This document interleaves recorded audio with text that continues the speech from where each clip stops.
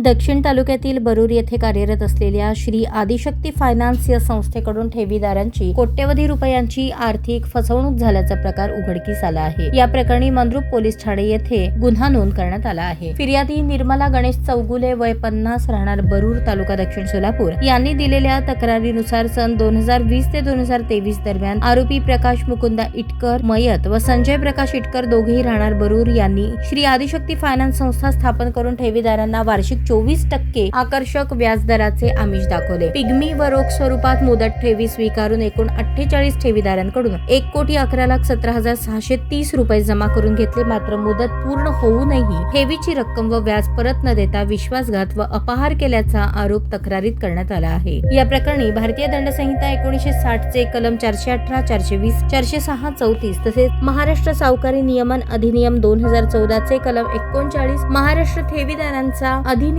1999 चे कलम 3 अंतर्गत गुन्हा दाखल करण्यात आला आहे। सदर गुन्ह्याचा तपास पोलीस निरीक्षक पटवारी यांच्या मार्गदर्शनाखाली सहाय्यक पोलीस निरीक्षक पाटील करत आहेत।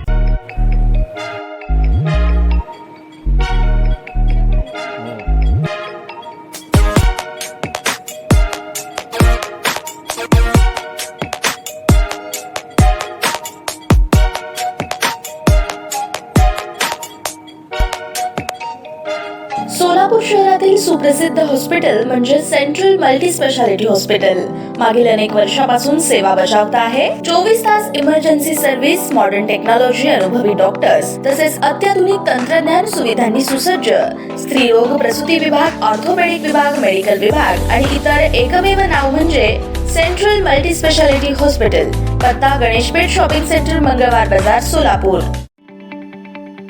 ताज्या बातम्या पाहण्यासाठी प्राईम महाराष्ट्र न्यूज चॅनलला सबस्क्राईब करा।